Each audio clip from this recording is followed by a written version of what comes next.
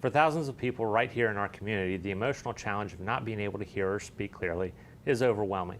For them, the constant struggle to communicate with and understand others makes everyday life exhausting. A local organization is making a difference in the Polk County community. Their story is coming up next on Polk Place.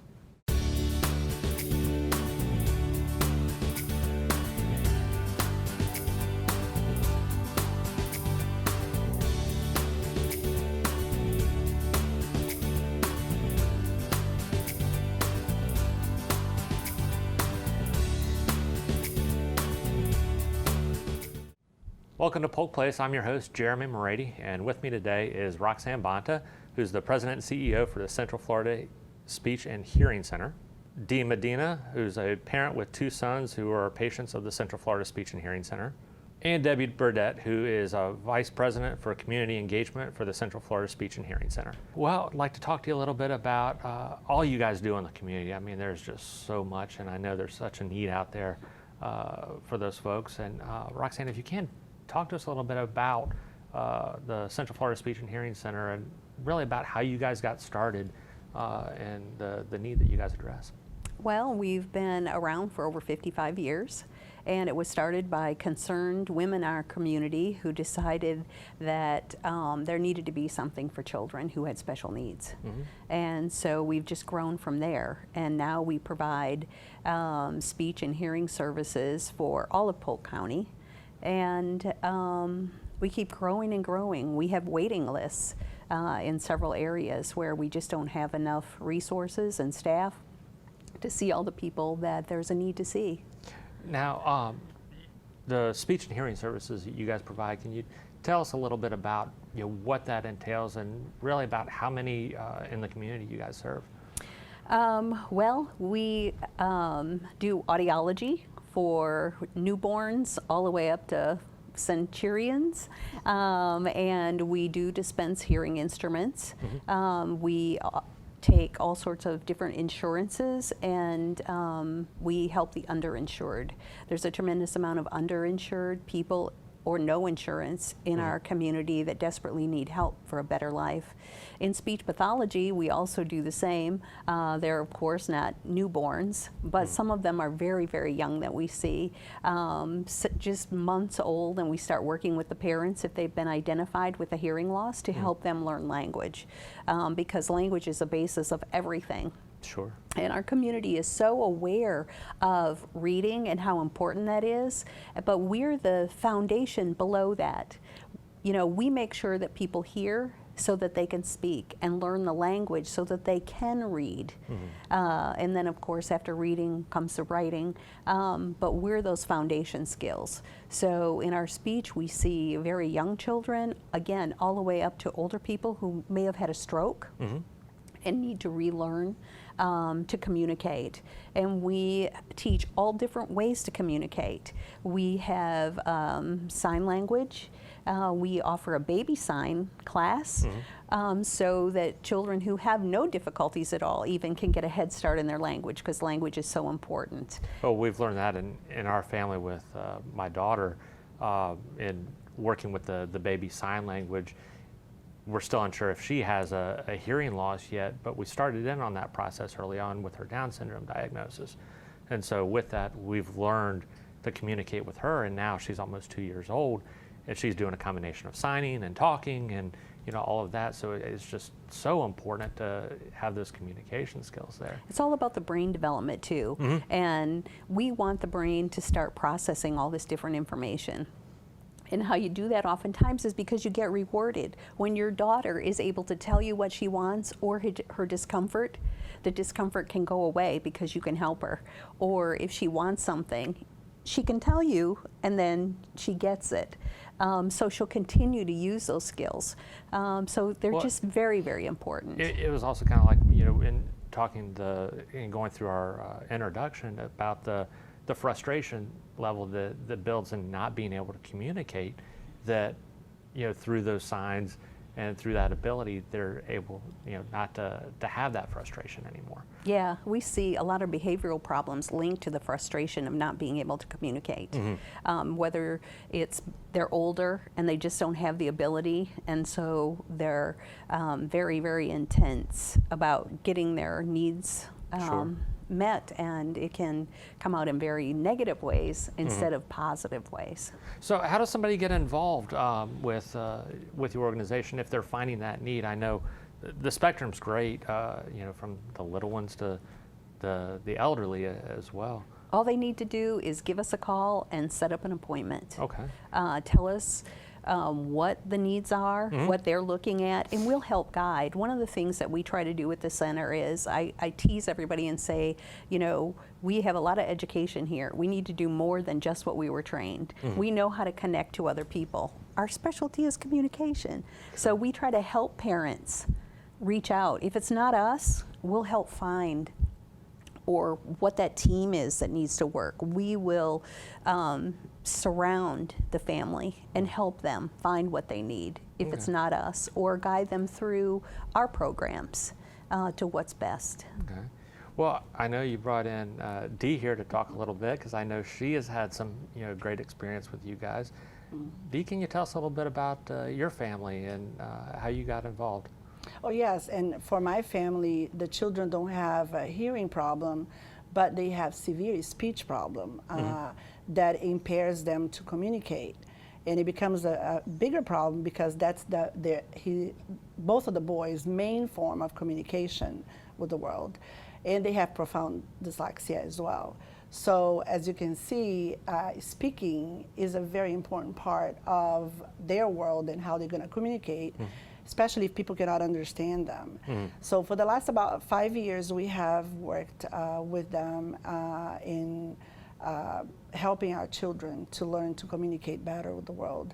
And my children have all the anger issues, the frustration. Our son is 14 now, and his apraxia of speech is so severe that if you don't know him well, you cannot understand him. So you imagine a teenager that cannot read at all and speaks with difficulty, having to communicate when he's outgoing. And so the Speech and Hearing Center has had a great impact in our family on a weekly basis in trying to help them take away all that anger and that frustration and giving them tools to be able to communicate. We have not seen any place around here that was able to do the same for our family. Well, what are some of the things, if you can, for people who haven't gone through the process or are looking to go through that process, what are the things that you guys experience in meeting with the folks to go through the different therapies?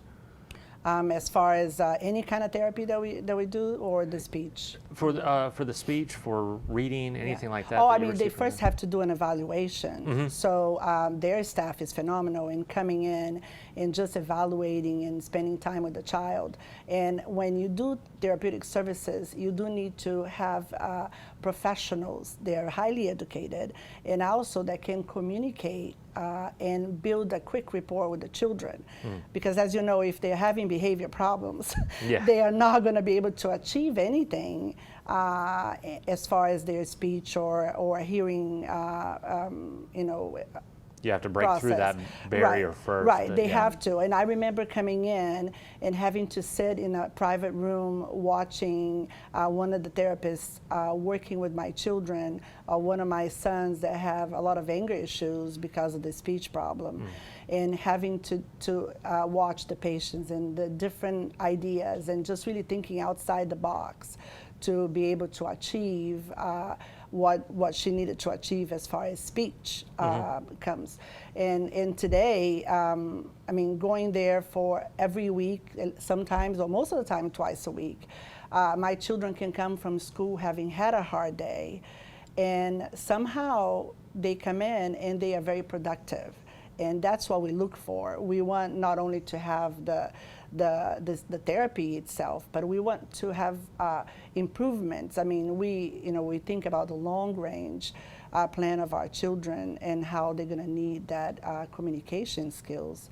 and they really have had great success with our kids. Wonderful. Well, I know it's been, you know, quite a long haul for you, and I understand going through those therapies, but you know, everything that you guys provide is incredible. And getting out into the community, I know, is a big part of that, and the community support is a huge help to continuing those services. Can you tell us a little bit about what you guys do to help get out into that community? Absolutely. When Roxanne and I both started a couple of years ago, one thing that we realized in her coming from out of town was we have to make sure our CEO and president knows her community. So we started an awareness campaign, and we sent out letters to probably over 300 or 400 people, inviting them to come and serve on either a hearing communications, speech communications, or community committee. We had probably over 30 community leaders sign up to do that, and we did classes once a month with these groups and help to educate them about the impacts of untreated hearing loss. I didn't even know at that time, and I'm very sad about this because this is the way my mom ended up dying, but I didn't realize until Roxanne started educating people, making them aware that untreated hearing loss can, one of the effects of that can be dementia, high blood pressure, diabetes. I didn't know that. And when I didn't know it, being as involved as I have been through the years with our community and with our agencies, we are a United Way agency partners, and I thought I was very in touch there. So when I realized that, I thought, oh my goodness, I wish I had known that, you know, my mom died and had a complete hearing loss in one ear and 50% in the other. Wow. And dementia is what took her out. So it just became a passion to me. I really wanted to help our community realize this is nothing that you mess around with. You got to learn to deal with it. And I will say that it's hard to help people embrace and want to support us because you can't see hearing loss. And unless a person speaks up, you can't hear a speech problem. We can sometimes see when individuals have had strokes, you know, we can see that, but it's very hard to help people understand and realize, you know, how we serve our community. So Roxanne and I, you know, we just sent out a bunch of letters and made a bunch of phone calls, all of our chambers. We tried to join as many chambers of commerce as we could so that we can, you know, have a relationship through the chambers. Civic groups, Roxanne and I both are members of the Lakeland Rotary, the Kiwanis clubs, and, you know, faith-based, we've gone to nursing homes and done presentations. We've gone to churches. So we look for those opportunities to be invited to a community focus group, if you will, so that we can help them understand and learn more about speech and hearing health.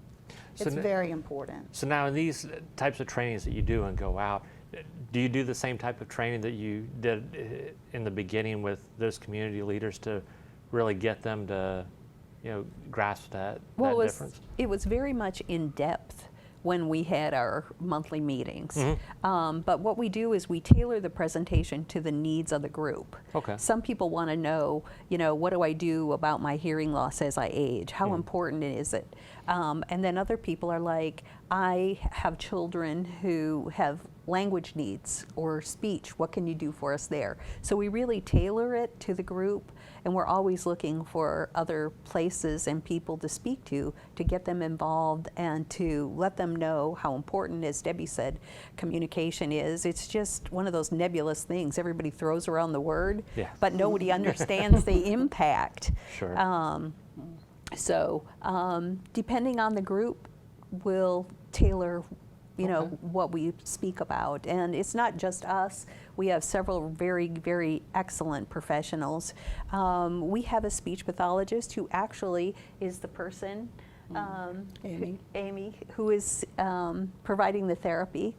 And she's fabulous. 22 years at the center. Wow. So we've got some excellent professionals that can come out and talk very specifically to certain needs and issues. Okay. Sounds great. Well, thank you guys so much for coming in. You're welcome. So you guys do a great job in the community, I know. Thank you very much.